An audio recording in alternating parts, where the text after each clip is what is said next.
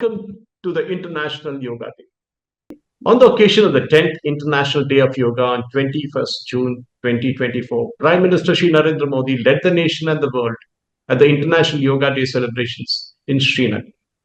This year's event underscored yoga's profound impact on minds and bodies, especially of the young.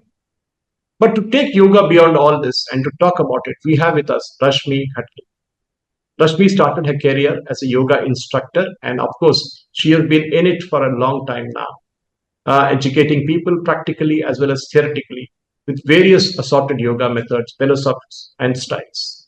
Rashmi seeks to collaborate with numerous institutions, deliver training, and teach her students the impact of yoga on health and lifestyle. She believes that every human being deserves mentally and physically healthy lifestyle. Yoga is a passion, purpose, and calling, and naturally, Rashmi, who's been teaching for the past 12 plus years physically and 3 years virtually, is on our show today. Namaskar and welcome to Conversation, Rashmi ji. Namaste, Suresh. Thank you so much for having me. Yeah.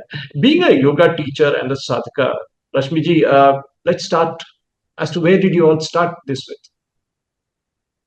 So my journey is no different from any other normal person's journey. I started doing this because I thought that I should be more fitter and more calmer in my nature. So then I got into yogasana practice. But as many people think that yoga is restricted towards only the asana practice. So they compare that yoga is equal to asana. So for me also, that time in 2008, it was yoga is equal to asana. So I started practicing yogasana that time. And I joined this institute known as Param Yoga as a student that time. And it gave me immense understanding and confidence in my practice. And slowly I started learning more and more, and I did my courses. And when the exposure happened, when I started reading about it. So when I started reading about yoga philosophy, it completely changed my perception towards yoga. And then I came to know that how beautiful is this science, how magical is this science. And then I decided that I want to share it with the people around me because it is so underrated. It is so underrated. Yoga teachers are underrated.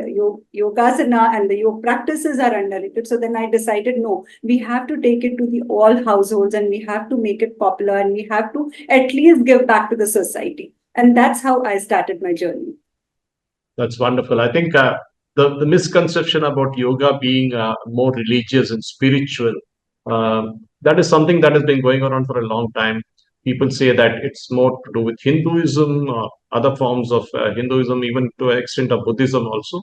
But what, according to you, is it all about? What is yoga all about? Is it religious? Is it spiritual? Or is it something beyond? So we have to understand that what is religious and what is spiritual. So religion, when anything is, and no religion, actually, I'm very specifically, I want to mention it here, that no religion speaks about anything which is very restricted.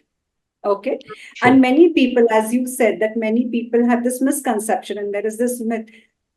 So many members, they come to us, if they are Christian or if they are Muslim, they think that yoga is only for Hindus or it comes from the Hindu scriptures.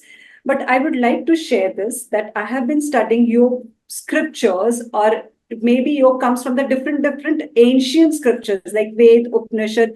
Nowhere you will see anything written about religion. It is a very universal thing. It is about your lifestyle. And lifestyle cannot be a religion, right? Lifestyle is how you want to protect yourself. You want to protect your body, your mind. So that is all yoga about. There is nothing to do with religion at all. Many people, they restrict themselves from chanting Omkar also, saying that it is a Hindu mantra. But I really want to make this a word in the world that, dear friends, Omkar is also not a Hindu mantra. Of course, it is a Maha mantra, but it is a universal sound. So it has come from when the earth moves on its axis, and the sound which is produced by the earth when it is moving on its axis, if you will ever listen to it, it's Omkara sound. NASA has also proved this. So we cannot relate yoga to any religion. Because physical practices, what you do, your asana practices, that you can do anywhere, right? In any religion. Practicing with your body is nothing to do with religion. Practicing with your mind or taking care of your mind, it has nothing to do with religion. Okay, so it is completely a misconception and a myth that yoga belongs to Hindu religion or any other religion for that matter. It is for everybody around and for any age and for, even so much so that we try to push people to read about it so that they understand that what they are practicing. Because sometimes when I'm practicing asana or I'm doing meditation or I'm doing any kind of kriya, I'm just doing it very mechanically because my teacher has told me to do this. Oh, my yoga teacher is very good and he has told me to do this, so I'm following this. But what is the philosophy behind it? What is the science behind it? Why are you getting benefited? You get benefited, that's fine. But why are you getting benefited? You should know the reason behind it. And that's how yoga is not about religion. It's only about yourself and your lifestyle. In fact, we saw that yoga being practiced, being performed in even countries like Saudi Arabia, where technically or legally speaking, it would still be a kind of thing that is not really done. I think UAE has a huge following. Of course, we can expect the East Asian countries to follow it because we are a part of the same lineage that we have. Yeah. But the question is, so today yoga has gone beyond just getting together in the morning in a park and performing a few asanas, or even at home doing pranayam and other things. But in majority cases today, even corporates today, actually have yoga instructors to help employees, help them overcome the very high stress environment. I mean, today you can see 20, 25-year-old being wheeled into emergency rooms, after having a heart attack or a stroke. So why do you think, I mean, you teach a lot of people in the corporate lifestyle about, you go to corporates and teach them. Where is the mental well-being of individuals in all this? Because yoga is said to be an excellent antidote for challenges that plague our current workplaces. But how does yoga Yeah. really help reduce this workplace stress? What, according to you, how does it do? So I would like to mention this was that how you said that now yoga has gone beyond the park activity or the garden activity. Earlier, how only the senior citizens used to gather in the park and they used to perform some kind of pranayam or some kind of sukshma vyayam, and the yoga was done. It was restricted only to the garden activity. But I would literally, my heart felt thank you to our PM, Mr. Narendra Modi ji, that who has made yoga so popular that he has made it compulsory for people to perform at the offices because he himself practices it.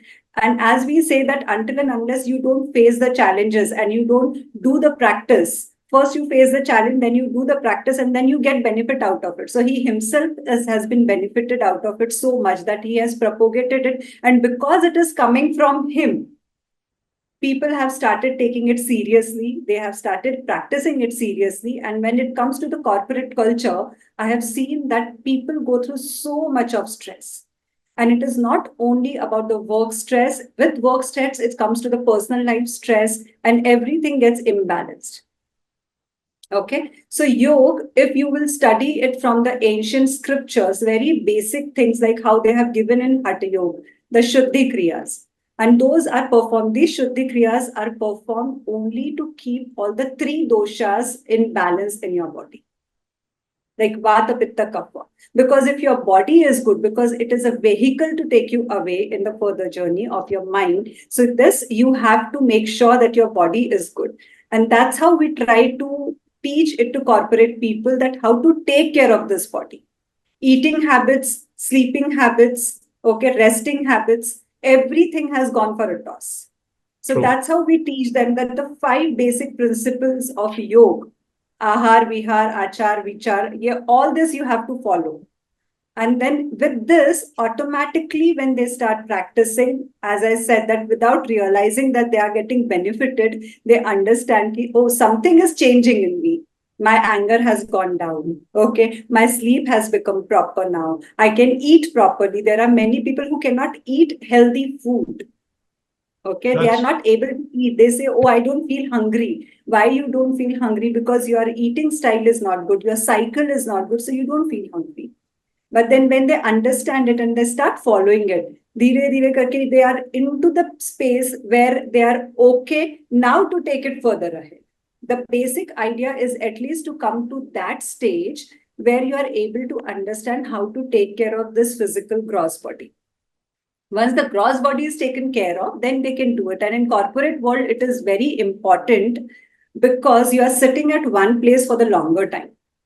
Okay, so their posture becomes very bad. They're slouching or their neck is like this because the whole time they're working on the computer like this. So they start getting the pain in their hands. All this numbing start coming. So we have to teach them all this basic protocol.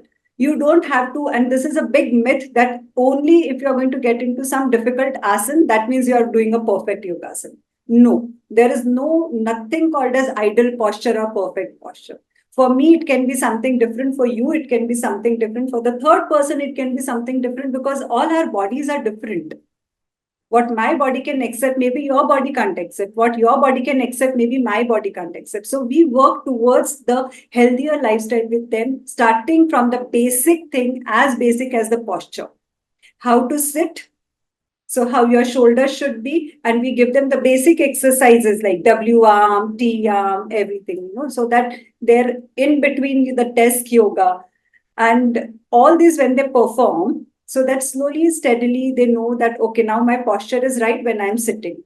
Now, how to sleep, that is also very important. Lying down postures are also important. So when you sleep, how you should be sleeping, that is also important, that how your knees should be, how your hip should be, how your neck should be. All these things make a lot of importance when it comes to the posture. So that when you get up, you're as fresh as, like a flower in the sun, that you can take your day off like that. So all these basic things. And of course, the breathing techniques, most important, pranayam.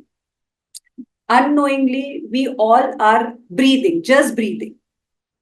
We don't know whether we are breathing or we are not breathing. That also we don't know, but still very basic shallow level breathing we do. So that also we try to make them understand that what is the importance of this breath. Okay, what does the prana mean in your body? So when you understand the philosophy behind it, then your practice really enriches, it enhances, and you can give your 100% productivity. So now the lots of corporate this companies, they have also started taking yoga sessions very regularly on a level where they are having the groups, they take it seriously. And I think we have reached to that Kali Yuga stage.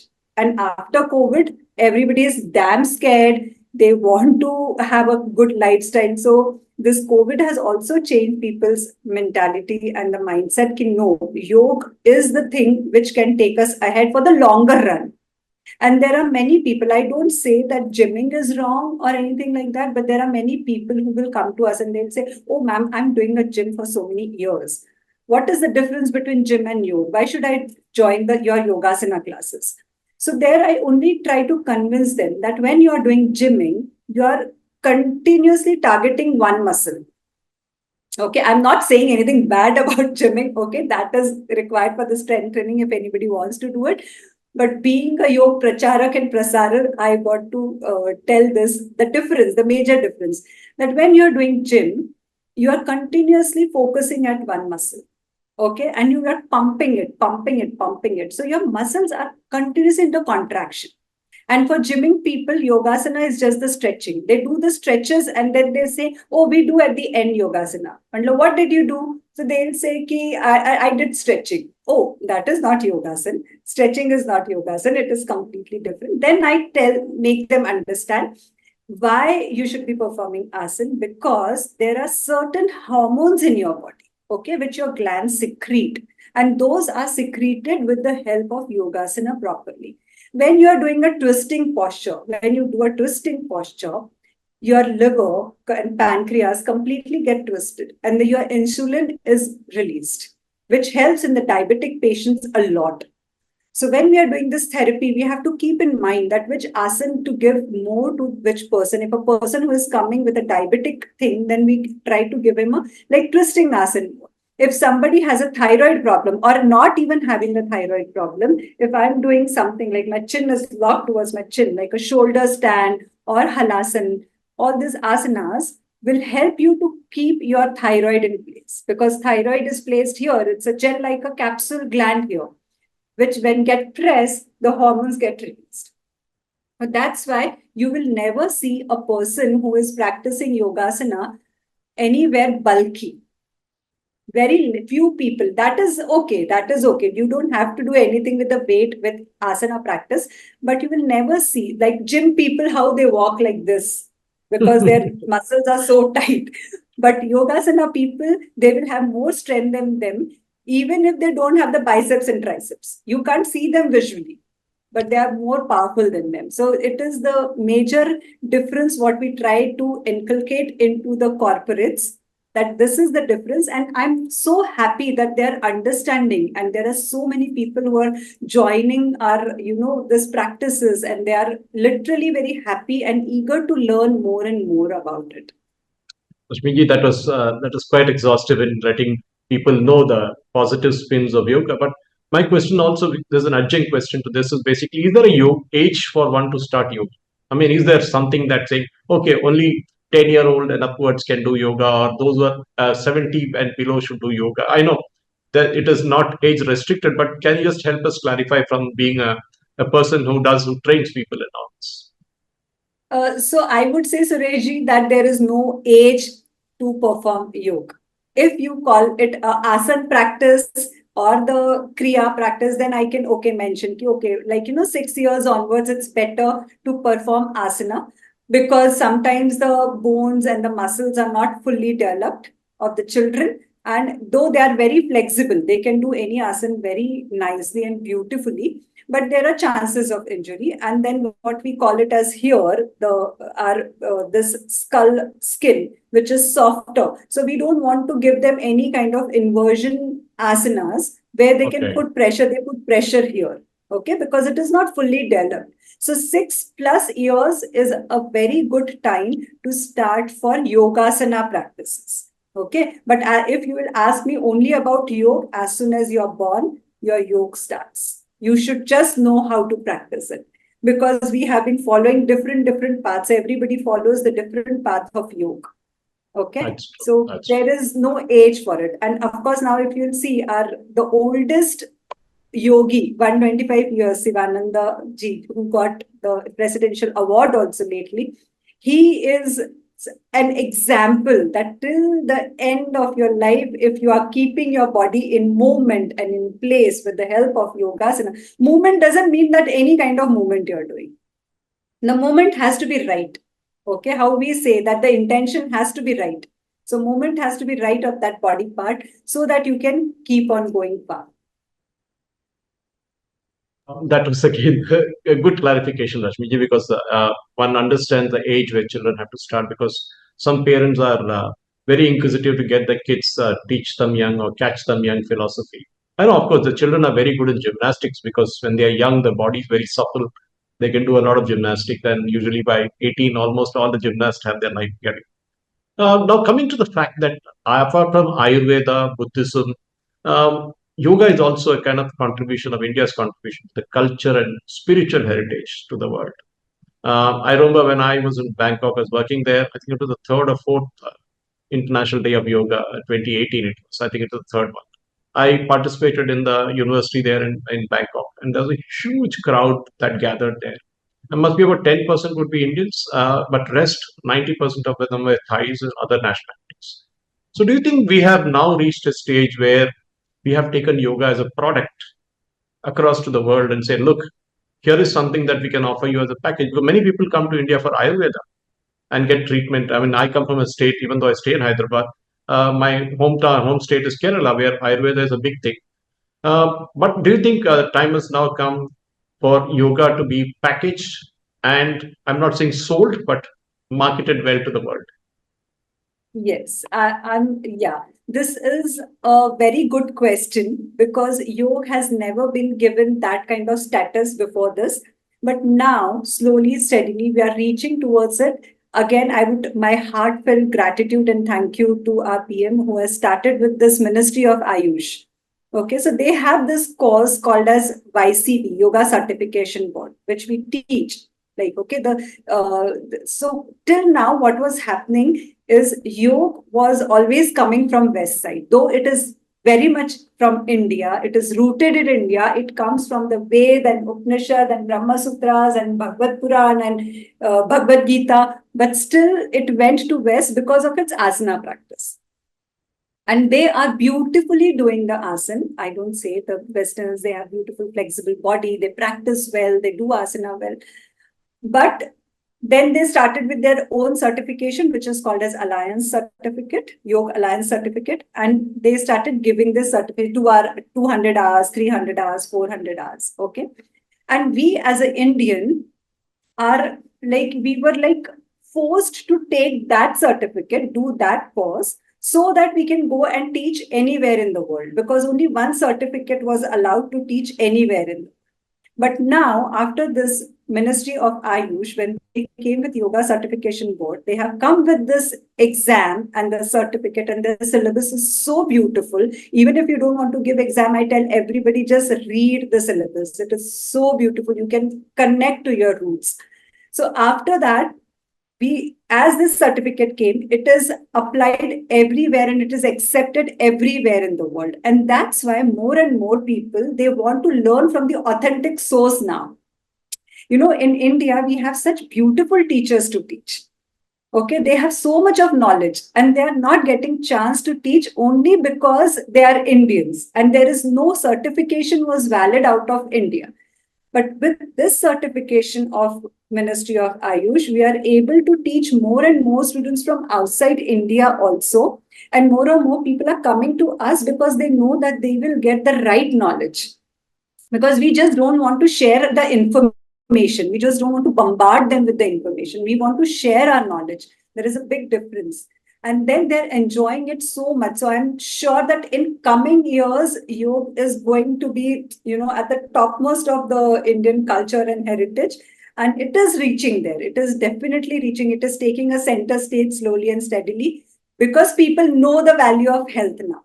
As they say, health is wealth. My father always used to tell me and my brother this one saying, because I come from Madhya Pradesh, Indore. So my father always used to say, Pehla sukh nirogi kaya, tuja sukh put saput, and then tija sukh ghar mein maya. That first is like nirogi kaya, that your gross body should always be healthy without disease. Then second, that your child should be healthy and good behavior. And third is then the wealth in the house, the money part. So it has been inculcated in me that first you have to take care of your health any which ways.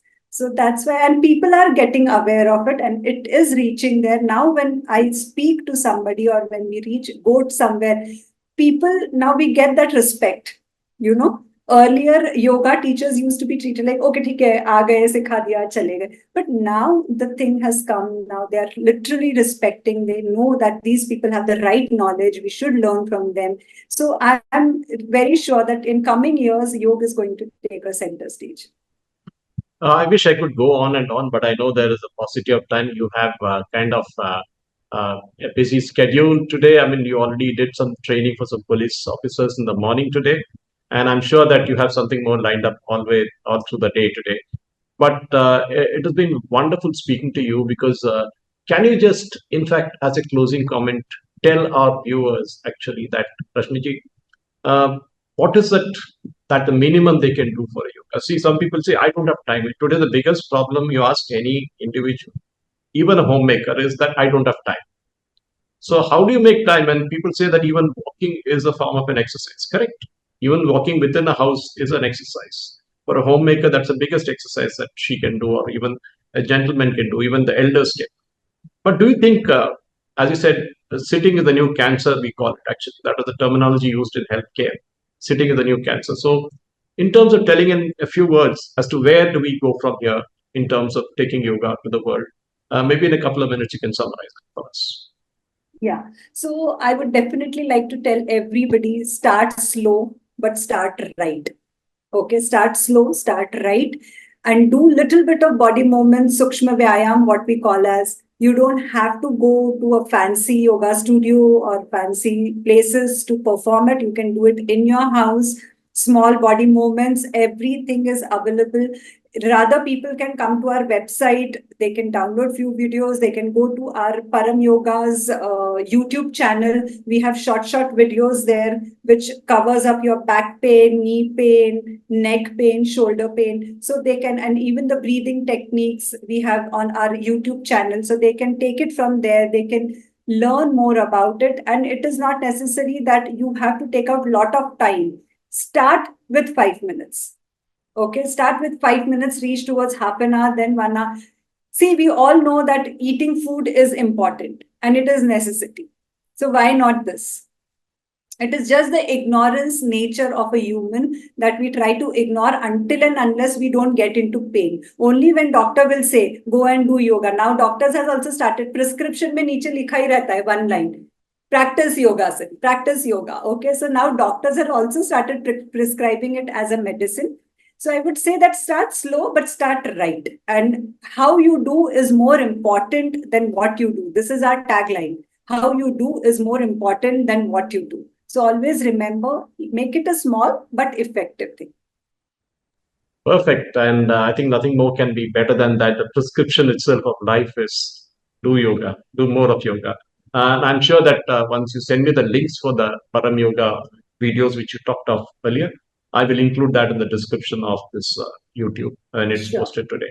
Rashmi ji, it's wonderful speaking to you, and thank you for sparing the time on a day like the International Yoga Day to be with us at SA Media. Namaskar. Thank you so much for having me. Thank you Jai so Hind. much. Jai Hind. Jai Hind.